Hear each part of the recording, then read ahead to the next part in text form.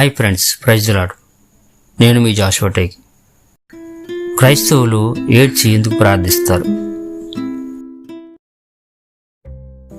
క్రైస్తవులు అనేకులు ఒకచోట ప్రార్థన జరుగుతున్నప్పుడు, మందిరాల్లో ఒంటరిగా ప్రార్థిస్తున్నప్పుడు విపరీతంగా ఏడుస్తూ ప్రార్థించడం మనం గమనిస్తాం.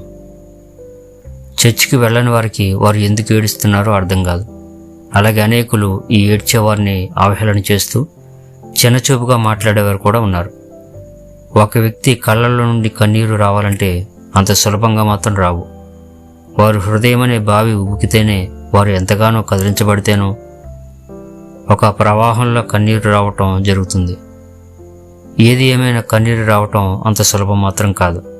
కానీ బైబిల్లో యాకోబు పత్రికలో 4వ అధ్యాయం 9వ వచనంలో మనం ఇలా చూస్తాం: వ్యాకులపడుడి, దుఃఖపడుడి, ఏడువుడి, మీ నవ్వు దుఃఖమునకు, మీ ఆనందమును చింతకు మార్చుకునుడి అని ఉంటుంది. అంటే తన ప్రజలు ఏడిస్తే దేవునికి ఎంత ఇష్టమా? తన చేతుల్లో నిర్మించుకున్న తన పిల్లలు ఏడిస్తే దేవునికి సంతోషమా? ఒక తండ్రి తన పిల్లలు ఎప్పుడు ఏడుస్తూ ఉండాలని కోరుకుంటాడా? క్రైస్తవులు ఎందుకు కన్నీరు కారుస్తూ ప్రార్థిస్తారు? ఈరోజు వాక్య వెలుగులో ఈ విషయాలు తెలుసుకుందాం.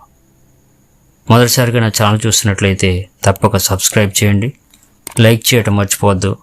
అలాగే ఈ వీడియోపై మీ అభిప్రాయాన్ని కామెంట్ రూపంలో తెలియజేయండి. కన్నీరు రావడానికి కొన్ని కారణాలు. మొదటిది, మనిషి చేసిన పాపం, అలాగే పశ్చాత్తాపం. కీర్తన గ్రంథం 6వ అధ్యాయం 6వ వచనంలో దావీదు ఈ విధంగా అంటున్నాడు: నేను మూలుగుచూ అలసి ఉన్నాను, ప్రతి రాత్రియు కన్నీరు విడిచుచూ నా పరుపు తేలజేయుచున్నాను, నా కన్నీళ్ళ చేత నా పడక కొట్టుకుని పోచున్నది అని అంటాడు.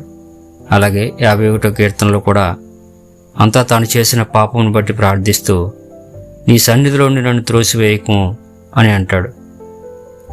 దీనిని బట్టి మనకు అర్థమయ్యేది, ఒక మనిషి దేవుని ఎదుట నిలబడినప్పుడు తను చేసిన పాపాలు గుర్తుకొస్తాయి. ఎందుకంటే ఆయన మహాపరిశుద్ధుడు కాబట్టి. ఆయన సన్నిధిలో మన మనస్సు బరువెక్కి కన్నీరు వస్తుంది. అందుకే 2 కొరింథీ 7వ అధ్యాయం 10వ వచనంలో, దైవ చిత్తానుసారమైన దుఃఖం రక్షణార్థమైన మారుమనసు కలుగజేయను, అయితే లోక సంబంధమైన దుఃఖం మరణమును కలుగజేయను అని ఉంటుంది. అందుకే దేవుని యొద్దకు వెళ్ళి వారి పాపములు నిజమైన కన్నీటితో ఒప్పుకొని పశ్చాత్తాపడినప్పుడు గొప్ప పాప విడుదల అనుభవిస్తారు. కానీ లోకానుసారంగా లోకుల మధ్య ఏడ్చినప్పుడు మనిషి అవహేళనకు గురవుతాడు. అంతేకాదు, అనేక సార్లు ఈ దుఃఖం వలన ఆత్మహత్యల వరకు వెళ్ళే అవకాశం ఉంటుంది. అందుకే యోవేలు గ్రంథం 2వ అధ్యాయం 12వ వచనంలో, కన్నీరు విడుచుచు దుఃఖించుచు మనపూర్వకంగా తిరిగి నా వద్దకు రండి అని వాక్యంలో ఉంటుంది. యోనా గ్రంథంలో మనం చూస్తున్నప్పుడు నినివే పట్టణ ప్రజలు దేవుని దృష్టికి బహుఘోరమైన పాపులుగా ఆ పట్టణమంతా ఉన్నప్పుడు, దేవుడు వారి మధ్యకు యోనాను వెళ్ళి ప్రకటన చేయమన్నప్పుడు యోనా ఆ పట్టణానికి ప్రకటన చేస్తూ, ఈ పట్టణాన్ని దేవుడు మీరు చేసిన పాపాన్ని బట్టి నాశనం చేయబోతున్నాడు అని ప్రకటన చేయగా, ఆ నినివే పట్టణంలో రాజు మొదలుకొని చిన్నపిల్లల పశువులతో సహా ఉపవాసం ఉండి కన్నీరు కార్చి పశ్చాత్తాపడినప్పుడు దేవుడు తాను చేయాలనుకున్న కీడు చేయక మానుకున్నాడు. ఇది దేవుని మనస్సు. నిన్ను చంపటం, నాశనం చేయటం ఆయన ఉద్దేశం కాదు. అదే సమయంలో నీవు నీ పాపాల విషయంలో పశ్చాత్తాపడి మారుమనసు పొందితే ఆయన నిన్ను తన కౌగిటిలో తన బిడ్డగా చేర్చుకుంటాడు.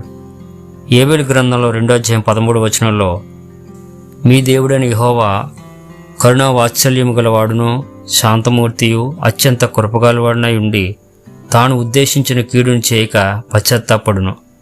మీ వస్త్రములను కాక మీ హృదయాలను చింపుకొని ఆయన తట్టు తిరుగుడి అని ఈ వాక్యం సెలవిస్తుంది.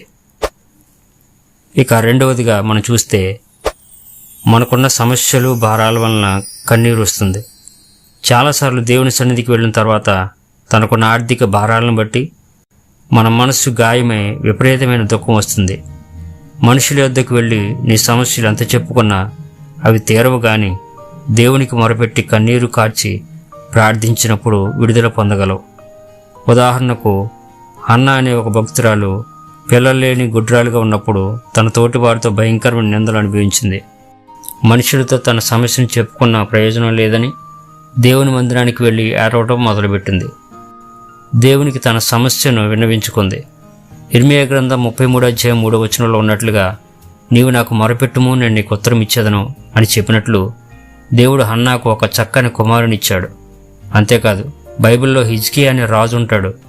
అతనికి మరణకరమైన రోగం వచ్చిందని, కొన్ని దినాల్లో నీవు మరణిస్తావు కాబట్టి నీ ఇల్లు చక్కబెట్టుకో అని హిజ్కియాతో ప్రవక్త చెప్పినప్పుడు హిజ్కియా తన వైద్యులను పిలిచి తనను బ్రతికించమని ఆజ్ఞాపించలేదు. కానీ నాతాను ప్రవక్త వెళ్ళిపోగానే గోడ తట్టు తన ముఖం తిప్పుకుని దేవునికి కన్నీరు విడిచిచూ ప్రార్థించాడు.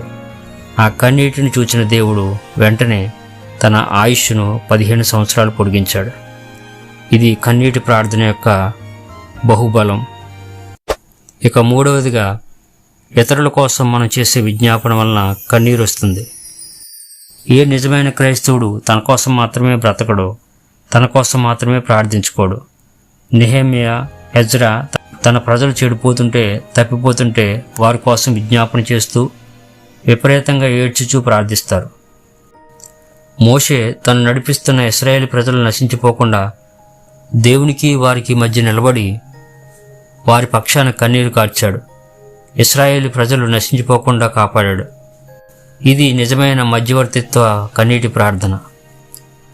నాలుగవదిగా, పరిశుద్ధాత్మని ప్రభావంలో కన్నీరు. రోమిల్ రాసిన పత్రిక 8:26 అటువలనే ఆత్మయు మన బలహీనతను చూచి సహాయం చేయుచున్నాడు. ఎలాగనగా మనం యుక్తంగా ఎలాగో ప్రార్థన చేయవలన మనకు తెలియదు గాని ఉచ్చరింప శక్యము గాని మూలుగులతో ఆ ఆత్మ తానే మన పక్షముగా విజ్ఞాపన చేయుచున్నాడు. ప్రార్థనలో పరిపూర్ణంగా ఆయనకు నిన్ను నీవు అప్పగించుకుని పరిశుద్ధాత్మని సహాయం నీవు కోరగలిగితే కన్నీరు ధారలైనట్లు ఆయన నిన్ను ప్రార్థనలో నడిపిస్తాడు. యుక్తమైన ప్రార్థన మనం చేయలేని సమయంలో ఆయన మనల్ని సరైన ప్రార్థనా బండిని పరిశుద్ధాత్ముడు డ్రైవర్గా ఉండి నడిపిస్తాడు. ఇక ఐదవదిగా, దేవుని పట్ల మనకున్న కృతజ్ఞతను బట్టి కన్నీరు వస్తుంది. లోకసువార్త 7:37-38 ఒక పాపాత్మురాలైన స్త్రీ వచ్చి ఆయన పాదాలు కన్నీటితో కడిగి తన తల వెంట్రుకలతో తుడిచింది. ఇది ఆ కన్నీరు కేవలం పశ్చాత్తాపం మాత్రమే కాదు, యేసు ప్రభు తన పాపములను క్షమించినందుకు, తనను ఆ పాపములను తప్పించి నిత్యజీవం వైపునకు నడిపించినప్పుడు కలిగిన కృతజ్ఞతే ఆమె కన్నీరు. యేసుక్రీస్తు ఆమె విషయంలో ఎలా అన్నాడు? ఆమె ఎక్కువ ప్రేమించింది గనుక ఎక్కువ క్షమించబడింది అని. ఆమె కన్నీటితో ఆయన పాదాలు కడగడం వలన క్షమించబడింది. ఆయన పట్ల కృతజ్ఞత కన్నీటితో చూపించగలిగింది. కీర్తనలు 30:11 నా ప్రాణం మౌనంగా నుండక నిన్ను స్తుతించినట్లు నా అంగలార్పును నీవు నాట్యముగా మార్చి ఉన్నావు అని అంటాడు. దేవుడు నీ విషయంలో చేసిన మేలులకు, ఉపకారాలకు, ఆయన నీకు ఇచ్చిన రక్షణకు ఏనాడైనా కృతజ్ఞతతో ఎప్పుడైనా కన్నీరు కార్చగలిగావా?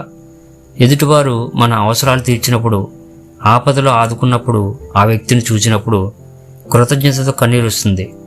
ఈ లోకంలో ఉన్న మనుషుల విషయంలోనే ఇలా జరిగితే నా కోసం పరలోకంలో దేవునితో సమానంగా ఉండుట గొప్ప భాగ్యమని ఎంచుకొనక పాపులము, దోషులము అయిన మన కొరకు గాయములు పొంది, నిందలు అనుభవించి, అవహేళన చేయబడి, శిలువ మరణం పొంది తిరిగి లేచిన యేసు ప్రభువు పట్ల ఎంత కృతజ్ఞతాభావాన్ని కలిగి ఉండాలి?